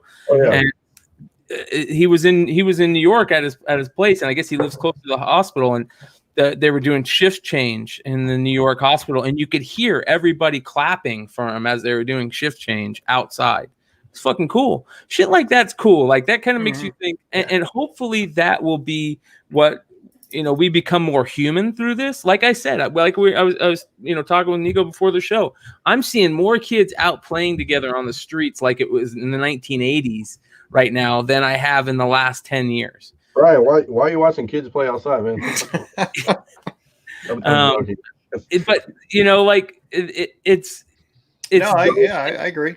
Hopefully, it'll cause us to slow down and be more human, but it could go the other way, where it causes us to, retreat inside and be less human. There's a lot of people out there that say like they can't trust anybody, and it's like this whole trust thing, and it's like what's on the other side. It's. But it goes back to what we were talking about. Let's bring it back to comics. Like, comics was one of those things that kind of made you feel like, okay, maybe you can get lost in something for a little bit, right? We don't really have that thing we can get lost in right now because it's so in front of our face. It would be nice to have those fucking comics to get lost in right now. Well, people are getting lost in YouTube content. Fucking A. Except when we get on a diatribe and get sad. Yeah, I kind of fucking tuned out myself, but I will say that there's a low bar for what people watch on Netflix. I mean, Jesus Christ, the Tiger King's fucking horrific. Shut up, you man. Did you guys hear who's Close supposed your to be, mouth. Did you guys hear who's supposed to be playing that role in the movie? I've heard every name imaginable. Well, you probably heard the Brad Pitt one. Oh yeah, That's supposedly real. I could see that. Hilarious. That's supposedly real. I mean, I don't know if we need. To me, it's Brad Pitt or Dax Shepard. Those. I agree, Paul. I mean, there's so many classic comics too. I don't think that such a short period of new material being stopped is detrimental as you think it is, unless you want it to be. Like, well, like I was just mean. We're not missing much from the things we complain about weekly about how shitty new comics are. I mean, like the whole getaway of going to the comic book shop on Wednesday or Thursday. Sure. Yeah, the experience. I got you. Well, my thing too is like we talked about, there should be no shortage of stories right now. Just like no shortage of mixtapes for rappers. Like people who are on the creative side of things have no reason not to be creative right now, right? There's no distractions. There's none of that. Like, I mean, does anyone know the actual artists and creators aren't like they can still put pen to paper at home? Am I wrong to at least have stories backlogged to go to the printers and things? Oh, absolutely. Well, so. Has anyone heard about? I mean, I haven't heard anything about artists saying, "Hey, guess what? I'm 6 issues ahead now. Well, rest easy or whatever." I've actually heard a couple of those things. I can't remember where. I want to say one of them might be the whole thing with. Isn't Capullo doing something with again on Metal, where Wonder Woman is the main character or something? I heard that a lot of the series like that were actually getting a lot of that work done. So where's Saga? Yeah, where's Saga? What the fuck, man? Hey, Brian K. Vaughan, what are you listening? I mean, Greg. Where's our damn buck? All Greg Capullo's doing right now is just lifting weights. Yeah, he don't care. So I mean, I'm going to go in the Wayback Machine, but I remember probably it had to be 5 to 7 years ago. Like Mark Waid was really trying to get into online, digital comics that were just free distributed through the web and all that kind of stuff. Why are the Capullos of the world, they have their jobs. Why are these guys that are trying to break in an industry or like just in the industry but not working steady? Why are they not putting some of this creative content out for the world to see right now? I mean, this is the time that somebody's going to be cruising around and go, "Hey, I'll read this." Yeah. Why not? You know who's doing a hell of a job? Who was on this show and was on Nico Time? The No Heroin, Frank Gogol. Frank Gogol. Yeah, that dude's awesome. Yeah, that kid, his self-promotion is at least as good as Donnie Cates's. Go get him, homie. You got to be your own. It's a good hype man. Yeah, he does a good job. But I don't mean just a caring soul. I don't mean just through traditional media, though. I mean, like, get it out any way you can. It doesn't have to print on paper. No, I hear what you're saying, and it makes no sense to me. But he seems to be the only person that's doing anything. No, other than the charitable efforts that you guys discussed a little bit earlier. There's guys charitable options, which I think was top notch. Yeah, that was cool. It was really cool to see like Jim Lee and do all that stuff. That was fucking awesome. And I think that it was a perfect time to do shit like that. They need to be doing it constantly. I mean, I'm sure those guys have a lot of art just sitting, that some sketch that they would throw away that could sell for a couple $100. Well, I mean, like Art Germ, do a live video with Art Germ and live drawing, and then auction it off at the end. You know what I'm saying? Like, I bet you they are. They're doing that. I imagine they're doing that. Definitely, Jim Lee's doing it. I've even seen Rob doing it. There are people doing it. Go Rob. Capullo's Clayface was dope. Oh, I haven't seen anything. Yeah, I want to know what he's been going through this whole thing. It'd be interesting to see if he's freaking out. Another thing I've been watching is, on YouTube, you can find these guys that are like world travelers, and a lot of these world travelers who do that, like, that's what they do for their profession. They their YouTube people that just travel around the world, like hostels and stuff. There's a lot of people stuck in the countries they were in, and they're still doing live feeds, and that's pretty interesting, man. That is really interesting. Wow. Because you can see the small community aspect of the places they're in, the towns they're in. It's very cool. I went to the post office. Some mom was mailing her daughter. Now she's in Florida. That could be another country, but I won't go there. She was stuck there since like March in Florida for she can't go home. Damn. Good old Robbie L, Dennis. I want to know what good old Robbie L is up to. He's probably screaming in the aisles. What else we got? Well, there was some other spec news. The Boom Netflix stuff. I mean, that's big. That could be big. Do you guys think anything is going to come out of that? There'll be some content that comes out. I mean, they don't do that deal to not have content. Yeah, it's the shows I'd look for are Mouse Guard, and then the other ones that are in the press release. So Something's Killing the Children. I forget the Philadelphia. Philadelphia was the Image one that got made. I'm sorry, but the Bone Parish, I think, is a no-brainer. There's a lot of the smaller ones that people like, but I guess what my question is, beyond like the real obvious ones, does it make sense to even buy those books at any time? Mouse Guard is the only one that I went. Oh, dude, I'd murder for one of those self-published Mouse Guards. It would be, but I've never seen one. I've only seen one on eBay once, and it went for a ridiculous amount. Like, I don't know, like $3 or $4 grand at the time. It's like 6 years ago or something. Nico, did you ever see the test footage for the Mouse Guard cartoon? Yeah, it was awesome. Yeah. Well, I mean, your man Stan mentioned Lumberjanes. I mean, that's a name thrown around a few times. I just am not sure what's going to get enough of a bump.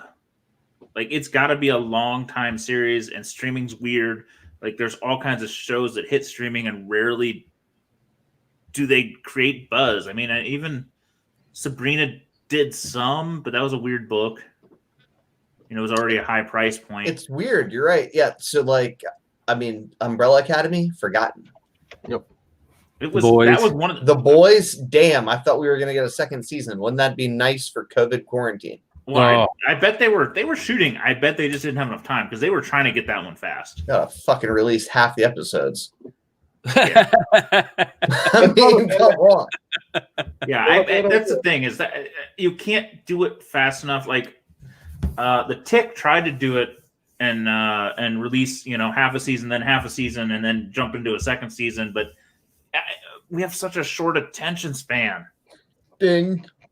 And with Netflix, it makes it even harder. If I can't binge watch, I'm most likely not going to watch it all. And don't forget that Netflix is willing to make a really terrible television show. It's not always what's the one about the Ozarks? I mean, it's not always that quality. Sometimes it's October Faction. Or what's the one with which was horrible. Shit! Yeah, that was. I've never made it through a whole episode. Where they're on the barn or something. The ranch. Wyoming. Jesus. Why am I watching this? I don't know what channel though does a good job. I mean, Netflix does a great job. HBO does a great job. HBO, But for the record, I sold my Watchmen. Thank God.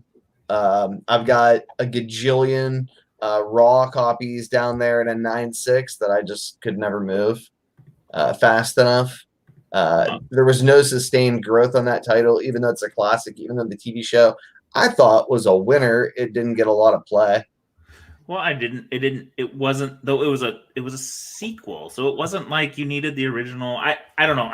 Listen, you guys are going to say I'm a fucking asshole, but HBO to me is still the gold standard of, this is the thing that they don't release all at once. They don't, they pump it up and they hype it. They have a model where they're making their money. So if you're on HBO, that's the gold standard in my head of, it's probably going to be done right. Oh, yeah. How many flops do they have that are not low budget, comedy things? Well, and HBO's doing it right too, because right now they're giving away 500 free hours on HBO Go. Wow, I didn't know that. That's sick. Yeah, Please tell me you guys are watching Westworld. I need to catch up. Shame. Well, shame. some of us are here on the YouTube freaking 4 nights a week, so we haven't had any time. Paul, you watch Westworld? Westworld. Best show on TV. Fucking A, man. I am such a fan of that show. That show was so good. But here's the crazy thing, okay? I talked so much shit about that show after the first season because it was so great, but the end was so garbage in that first season. It was so bad. And then the second season was great. And this new season is fucking unbelievable. Watch out. Them bringing in Aaron Donald and the fucking... I can't believe that this is a show. Like, you can't say that these are shows. After Game of Thrones and this, these are each one's its own, like, it should be cinematic. You should be seeing this in the big screen. Well, HBO's The Sopranos, Wire. These are the shows people talk about for years. Yes. So what if movie theaters partnered with HBO to get their business up? Like, all right, we're going to show the first 3 episodes of Westworld, 2 episodes of Westworld back to back. Here's, come watch it. What wasn't That's a great idea. Wasn't I haven't thought of that. Stephen King was trying to do that with the Gunslinger. Oh, was he? Oh, wow. They were gonna mix media. It was gonna be part movies, part show, but the movie didn't take off. Yeah, man, did they ever fuck that one up? They maybe did it It backwards. was garbage, dude. Maybe they did it backwards. But I mean, then who's gonna go to the movie? They'll just be like, "Well, I've watched it on the small screen. I'll wait X amount of time." I don't know. It's weird. I bet you there's a lot of people that would go see like Game of Thrones on the big screen. People keep mentioning these things on HBO, and everybody talks shit. And I'm gonna just do this, Nico, just a point because your ex host really hates this one. But fucking Stranger Comics and the Niobe thing, everybody talks shit. If that actually happens, that's got big ass potential. Do you think that's gonna happen though? I don't know. If it does, I really hope it does.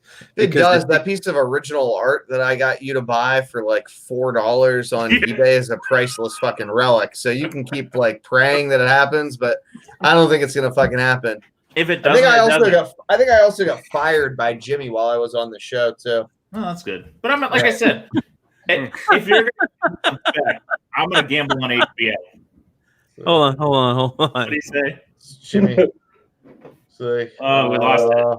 Don't worry. It's like, moving on.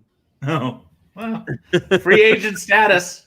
Hey, free agent status. Send Nico some bags and boards so we can get him aboard. I think I might be the only volunteer slave labor who was never got a fucking thank you once ever that was subsequently discharged. Yeah, right.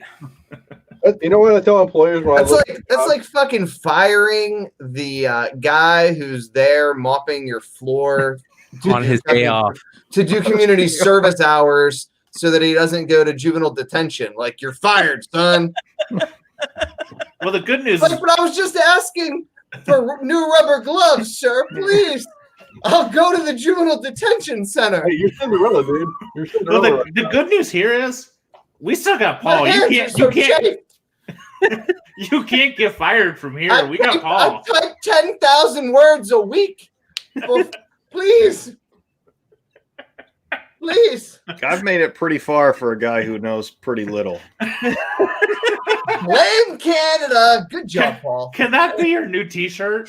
Blame Canada. Can we put that image? Paul's problems. Can that be on the front? Pretty far with a guy that knows very well. That'll be on the front, and on the back it'll say "This guy fucks." This guy fucks.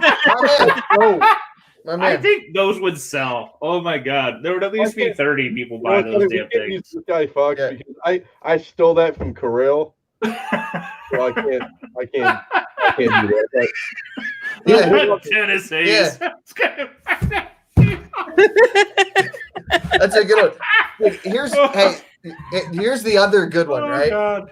So I've been making like this ongoing joke about me being on strike. which I think is pretty fucking hilarious. And so people keep reaching out to me, right? And they'll be like, "Hey, man, why are you on strike?" This is from somebody who I don't want to burn his name because it's just too fucking good. He's just too nice of a human being.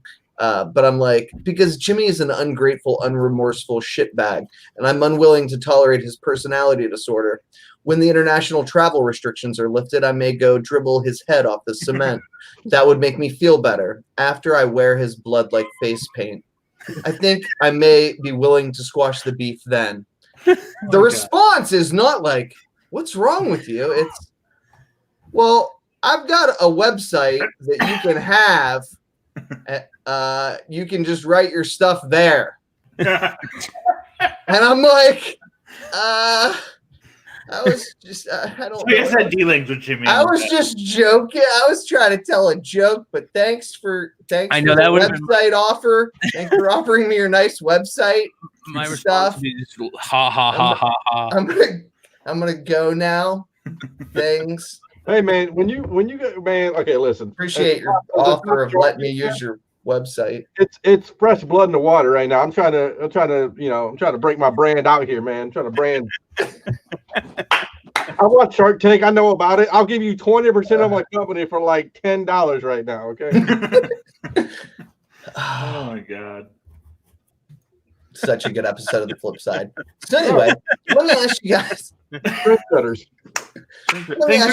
When things are going sideways, that's usually when we're at our most enjoyable. Absolutely. And I like these subliminal messaging Brian's doing.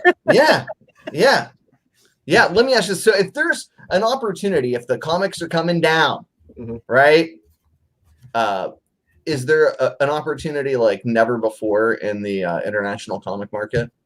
Oh yeah. Never before, or just it didn't exist? I mean, like, I guess the international comic market for guys like us has existed for all of 18 months. Exactly. Exactly. Listen, it's new and exciting. I said it the other day. Is that book I'm waiting on from Brazil is been kind of sold to me as one of the greatest independent horror covers out of Brazil by their favorite artist, in a collection of a guy who's a well-known collector who is only selling because he's needs to make some cash that many people probably would buy, except they've been buying other things. So there are some things coming out of the woodwork. There's also enough press that, some of these countries that wouldn't have normally been looking for these books, they're coming out. So there is, I don't know. I'm either going to be at the forefront or I'm going to be the idiot that went too hard on it. But I feel like there is. Watch the 300 show in a couple hours. Tell me what you think. Well, you can't tell me that people that have bought a $300 ASM 300 aren't going to want a couple others, or the people that collect the 9/8s aren't going to want some of these other ones. I mean, it just is. If you love something like that's your favorite thing, why would you not want to find other versions of it? And then you've got the pre-code guys that want the craziest shit they've ever seen. What if you can go, we've all seen these. What about this crazy shit? Yeah. Well, that's what I love about it is, and here's the scary thing though. What I've noticed seems to be happening now is now that more people are getting into it, instead of people loving like these weird covers that they search for, like Robert Fordham, he searches for some covers that aren't these super key things, and a lot of people that was their thing. They search for covers that aren't key books. But now that a lot of people are coming into it, do you think that they're going to just start going after the keys now? Instead of like, that's what I loved about foreign collecting, because there was guys just going after these weird covers that might not be a key, I think it's both. I mean, there's going to be people who do both. Everybody has their own favorite cover. We did a crossover with the Comic Calling podcast, Foreign Comic Calling podcast. Yeah, watch that. With Stephen Bagley. He collects the Marvel 25th anniversary, the framed ones. And he's he pissed me off. You want to know why he pissed me off? Why did he piss me off, John? Snake Eyes, G.I. Joe, something. he pissed me off because I collect 25th anniversary covers and I didn't know that there was foreign versions. Well, now I got to go buy foreign versions. I'll send you a link here in a minute. I found one. Well, and the thing too is like I think your track record speaks for yourself. I mean, you're on Crazy Clown covers, you're on Frazetta, I mean, you're on Westerns. But I mean, Westerns, yeah. I mean, but seriously, and all seriously, you're a Mary Marvel fan. Yeah, I mean, but seriously, I think I joke around with Z because I know Z, but I think ever since I met Z, he's kind of been the trendsetter of finding things that aren't hot right now and stockpiling things and flipping it later for decent cash. I mean, I think this foreign thing, I mean, like you said, I think trying to find keys, especially for me, like I've had Aquaman 1 to crazy books, right? I mean, it's like that. I'm not going to go to a store right now and buy a variant book that I know that was this price 3 years ago and it's skyrocketed now. At least I know I can get foreigns for cheaper, but things that'll be cooler. Like I got an AF-15 Greek edition or a GSX1 Spanish version. Like, I mean, maybe it won't be hot now, but I know if I sit on those for a while, there's only so many AF-15s out there. There's so many, Yeah, there's only so much of it. Big shout out to Matt Roybal. This is the type of dude Matt Roybal is. Matt Roybal is a cool cat. Big shout out to Matt Roybal. Matt Roybal made a deal. He sent me. He had a cover, this crazy cover of this Shakespeare eating a baby, basically, is what it was. And yeah, it's so creepy, dude. Yeah, and I told him, I go, dude, you have to find me one of those. I need one of those to put up in the, And he goes, and he couldn't find one. And he finally sent me a message, and he knew I have a couple issues of some foreigns. One's the first Miracle Man, and he knew I had it. And he goes, hey man, he goes, I can't find you one, but I'll trade you mine for that Miracle Man. And I was like, fuck yeah. So he sends me it out, and I haven't sent him the Miracle Man yet. Well, it's been a while. It's been like, God, a month or more since you got distracted. So a couple of days ago, he sends me a message, and I haven't got back to him, but this is he's a stand-up dude. He sends me a message, and he goes, dude, I think I might have to send you a couple $100 for that Miracle Man. Look at this recent sale. And there was a sale for one for like $350 or something like that, a foreign Miracle Man. He's like, and he's thinking it could go even higher than that. So I'm going to be sending him that. He doesn't have to send me shit, man, just because he sent me his copy of that other book. That was really cool. So I'm going to be sending, but that's the type of dude Matt Roybal is. Oh, Matt is, and he felt so bad. He's like, I thought it was $100 book. That's what I felt. Yeah. I'm like, yeah. Well, yeah. That's the thing is watching. It's unprecedented. Yeah, and that's happening because of his input on this. Like, he's got a lot of knowledge that is moving this market, man, and it should be because it's a cool market. And those non-canon Spider-Mans are nuts. Yeah, I couldn't imagine, man. I don't even want one anymore because I know I can't get them. I've been showing some off on the 3 Comic Money just because we do a theme, and I'm like, I'm pretty sure I can find one of them in a theme for almost everything. Robots, skulls, just because they're wacky. There's all kinds of stuff. And I showed off a robot one. No, the alien one with the guy holding the girl. Nico, we've talked about it where there's aliens. You ready? That was a $200 book. Last night. It was at $425, $445. Yeah. Bada bang. Now, that was a pretty copy. Yes. But I didn't see it going that high. No, that was a $200 book even a month ago. That people are looking for some of these things, and there is only so much supply. And I don't think that it's only going to be the keys. Yes, the keys are going to see the biggest thing, but I follow sellers that sell common Mexican books. I just bought 8 books today that were shark covers. I bought a couple things for Ben C because I was amused by them. But you can find your favorite cover. What if you're a guy like, with the 25th Marvel or birth month covers or all these people that collect these things? It's just a way to find another version of what it is. I mean, I got one for you, John. Not to interrupt, but my buddy Kyle on Absolute Geek, his wife's name is Nubia, so he collects all the first appearance of first and second appearance of Nubia whenever he sees them. And just the other week, the Wonder Woman, the Wonder Woman, And just the other week, I think it was you guys that made a comment or talked about that issue. And I was like, dude, check this out. He's like, fuck, now I got to go collect those. There's a person that's exactly like you're talking about. Robert has it. Yep. That's it. Yeah. He's like, He got it out of Brazil too. Yep. I'm gonna like parachute in like Jeff fucking Probst on the Survivor finale when I show that book off. I'm gonna run out of a plane and through the jungle and.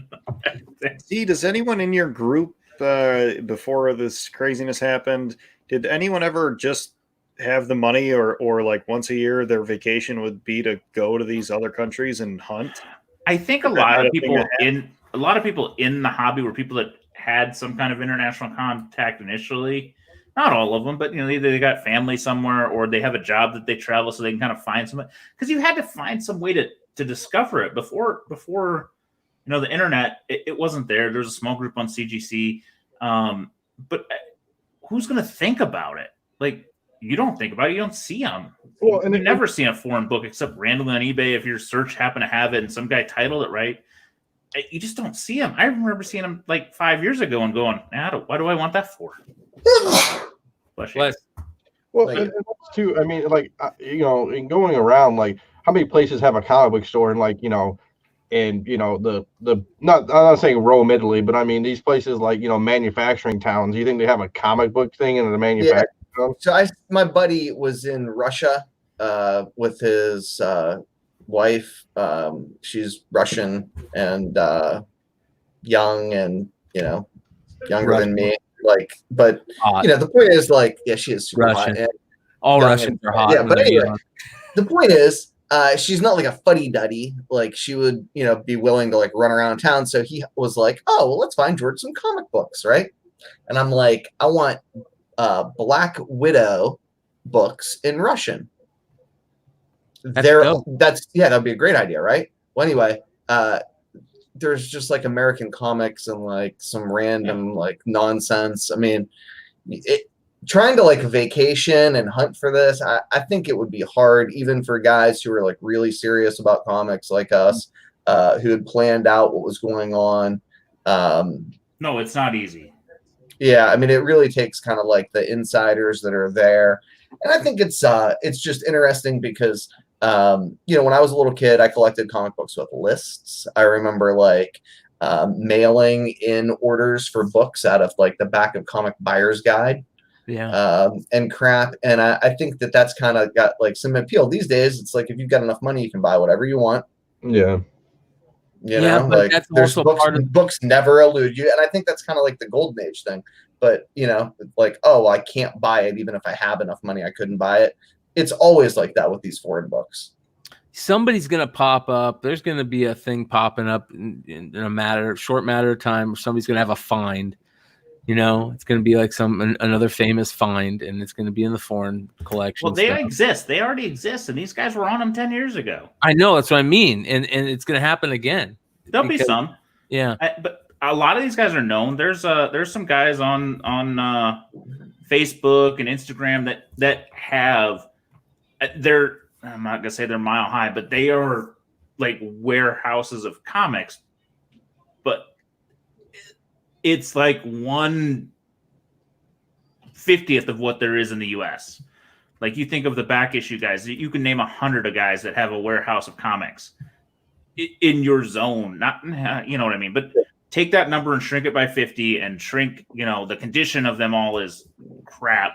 And that's where it is. I mean, there's a couple guys, Kazi on Facebook or Instagram, his family in Brazil has been buying books forever, and he's got a massive stock of original art and all this kind of stuff. But there aren't a lot of these guys. There aren't thousands of these guys. You think of U.S. collectors, there's hundreds of thousands of guys that have collections that we would all die for. In the foreign markets, there's 10, 15. Yeah, for every Black Hat collection, and people like that, there's one person. I mean, that's probably Nico. That's probably up to Nico. It's like Black Hat collection has probably one of the greatest gold covers by far. I mean, crazy. But you think he has any foreign comics in there? I mean, probably not. I mean, Nico wants him to have the one he bought. Yeah, so there's that's kind of the thing. I think there's some room there. There's one other one that I don't have that there's the one I'm trying to get sent to me. We'll see how that one goes. And I'm sure there's a gajillion more that I don't know about. But like, how cool would it be to see, what kind of like crazy golden age books there are? And I think there's a Black Cat 50 Mexican. I know one. But my question is like, are there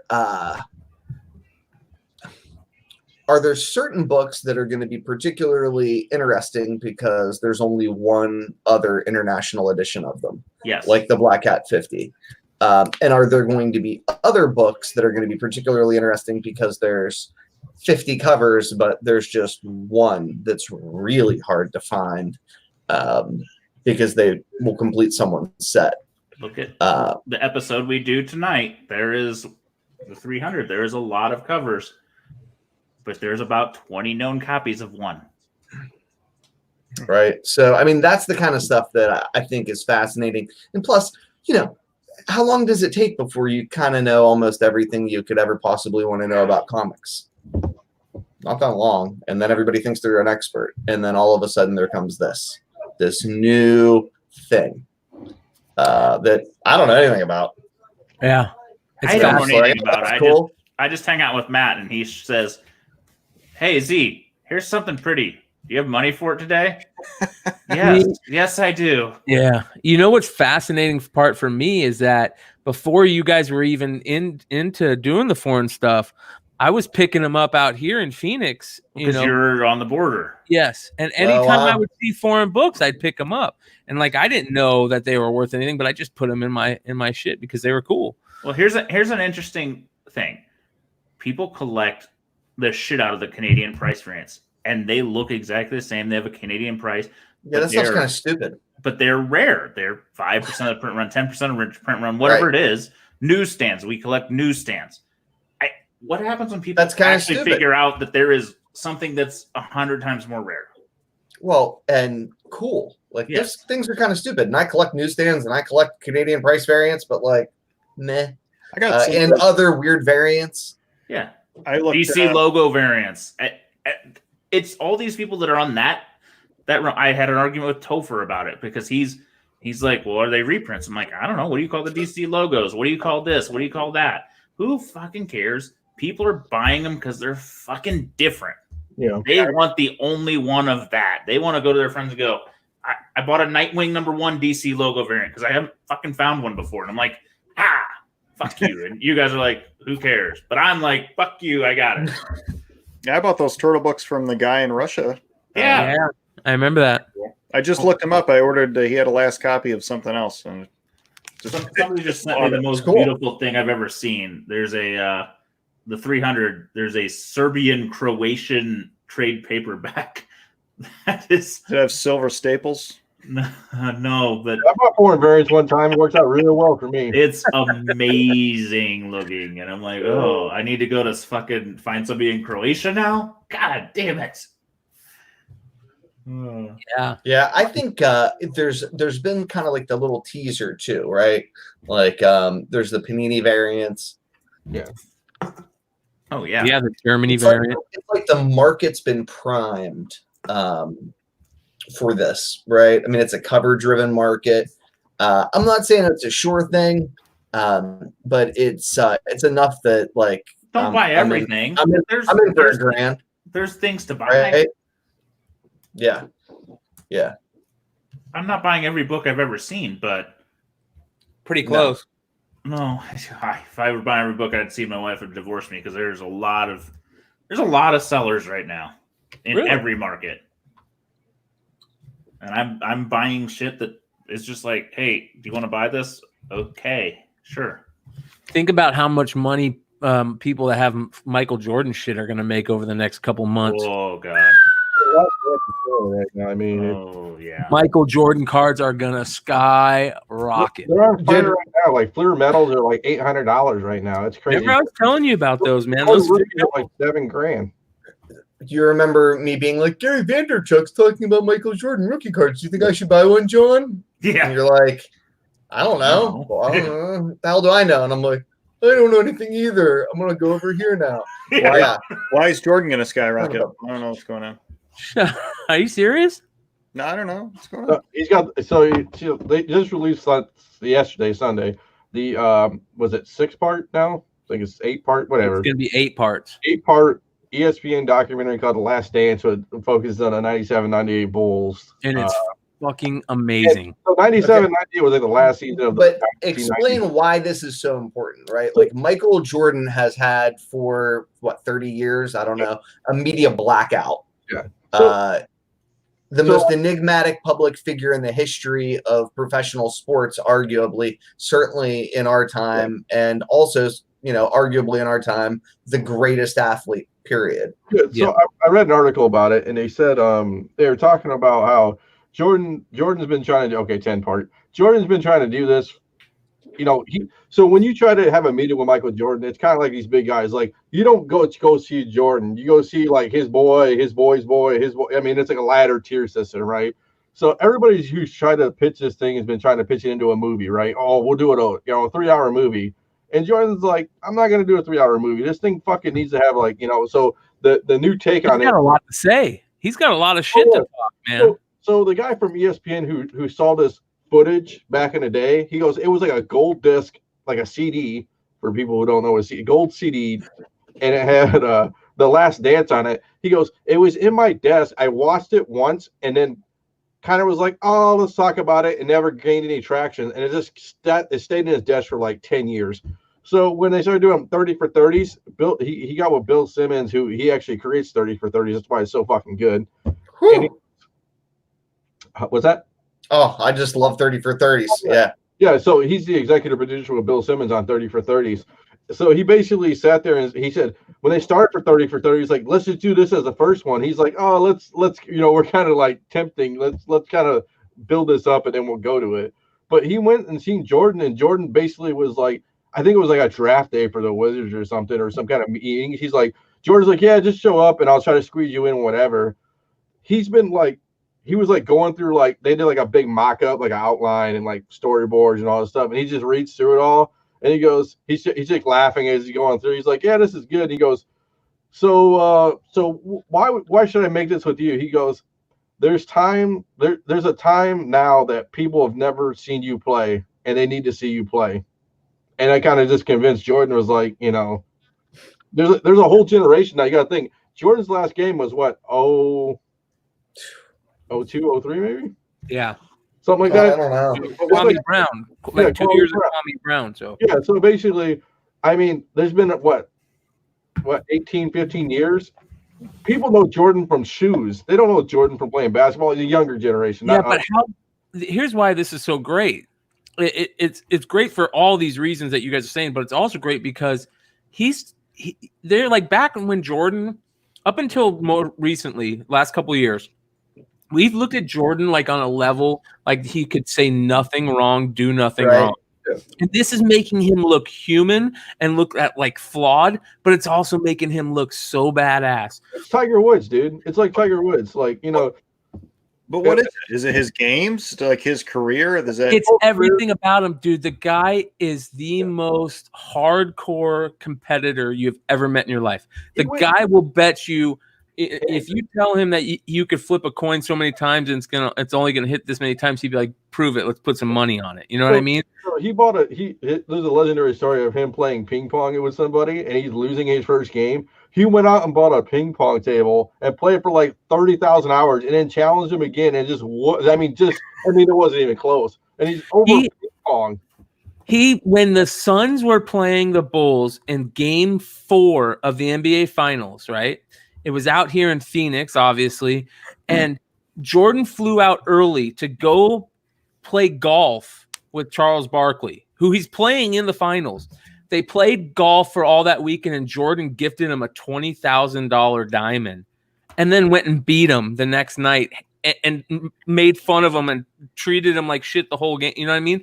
The guy was like, he could turn it on at the drop of a hat. And but he's an asshole. Like they went and released this stuff because he was like, Nike, Air Jordan, McDonald's, all the stuff he was doing. Than anyone. Yeah, he was squeaky clean. But back then he was doing shit like slapping his he wouldn't let guys eat on the plane if he didn't think that they were doing good enough. So he said, "No, you can't eat."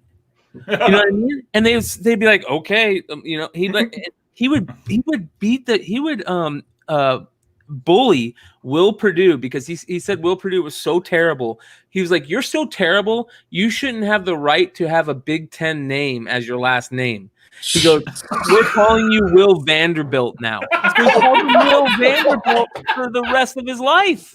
Well, the darkest thing I've ever heard. Well, the problem too, he did it with Danny Ainge. So game 5 or 6 of the Celtics series, when they first got in, when they like limped into the playoffs, he plays golf with Danny Ainge. Danny Ainge takes him for that golf game, and then he goes out and drops like 60 on him or 40 or some kind of heroic back-to-back 50 games. He walks in. This is part of the documentary. He walks into the opposing locker room. Get this. He goes, Larry Bird goes, "Why the fuck is Michael Jordan walking into our locker room?" He goes, "Hey, Danny, you better lace it up tonight," and just walks away from Danny Ainge. Like, you got 4 Hall of Famers and a 5th guy who's not terrible, and he goes, "You might want to lace him up." That's all he says to anybody. Walks away and drops 50 on back-to-back nights and just laughs. And just love this.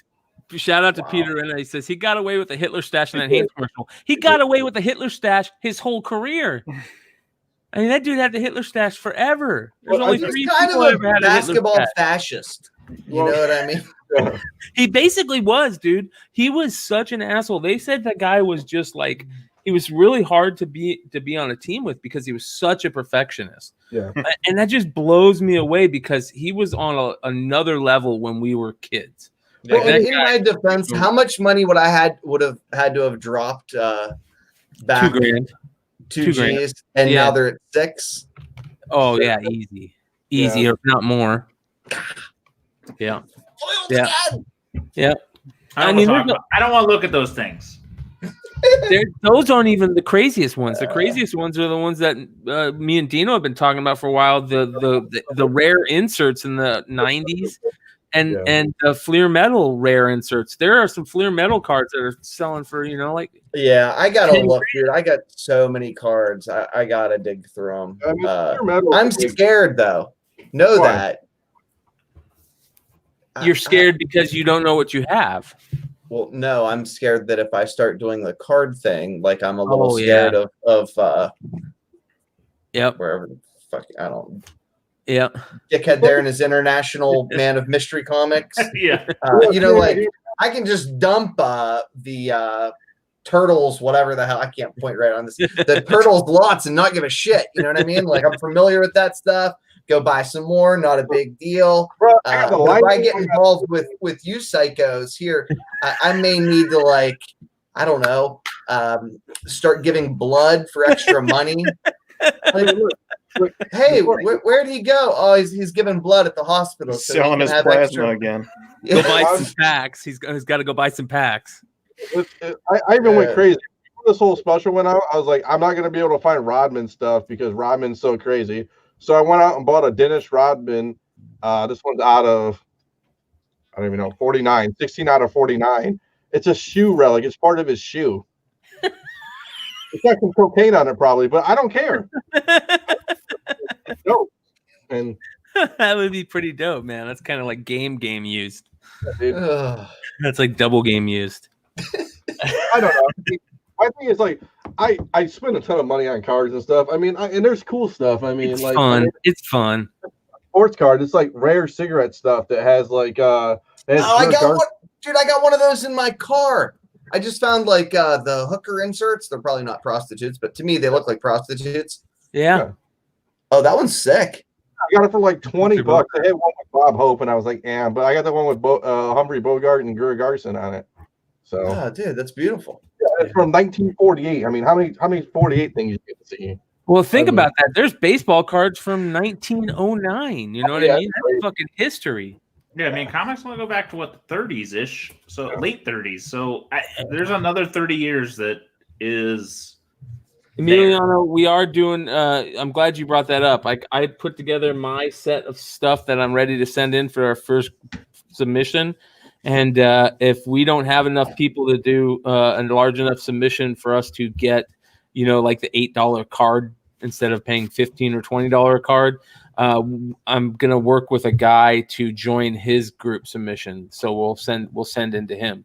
So I'm gonna start asking people if they have cards they want to put in a group submission, start putting them together and figuring out what you got. So get it up on the Discord. Talking my other favorite. Bo Jackson? Bo Jackson is that 30 for 30 to me was one of the greatest pieces. Yeah. And that's the other thing with Bo. He's the same way. Like, he's the opposite end of the spectrum where he wants absolutely no notoriety. He doesn't want it. He doesn't even like coming and doing interviews now. He just wants to go fucking shoot his bow and arrow in his backyard and just chill. Yeah, you don't see him. I didn't know how much of a beloved archer bowman he is. Like he's crazy with it. Like, he's crazy. Yeah. I mean, man's a gentleman. Whatever you want to do, you want to do it the best. I saw an interview with him recently. They were replaying an old interview, but they were asking him a bunch of things like, tell us some things that weren't real that, people said about you. And he's like, the only one I ever heard that wasn't totally real was they said they saw me jump over a 20-foot ditch. And he's like, it was like 14. And I was like 10.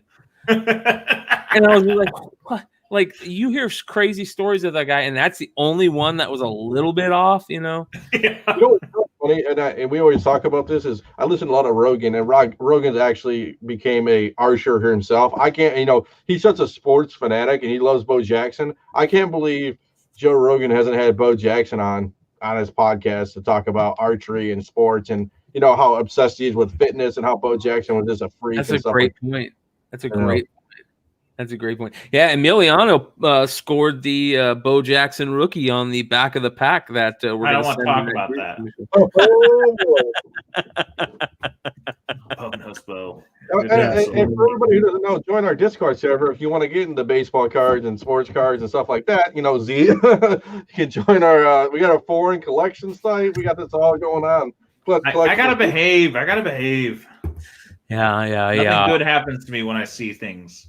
Yeah. I have an addictive personality. Well, this was it's been a good night. You guys got anything else you wanna talk about before we call it? No, I'm gonna drop the 300 episode as soon as we're done. So if you guys want more, enjoy.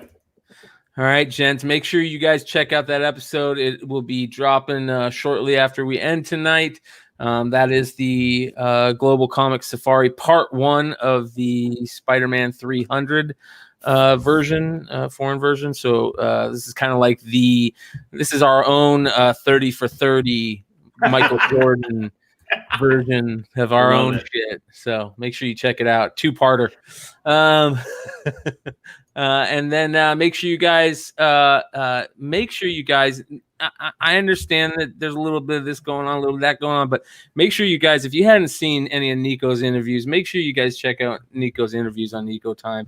The guy is fucking a genius when it comes to some of these guys he's got interviewing, and I got to shout you out and give you a little credit here, Nico. You do a good job. I'm going to need to find a new home now that I got fired. I know that's the only reason I'm giving you. You've interviewed people that have been on the air for 5 years and won't talk to us, so good stuff. Where are your interviews? Yeah. We don't want to mention that. I guess they're on YouTube somewhere. Yeah. There you go. Yeah, theoretically they're on YouTube. Jimmy's probably fucking taking them down now. He's already mad at me. But shoot Nico messages so that maybe they can come here. Yeah, here's the nice part.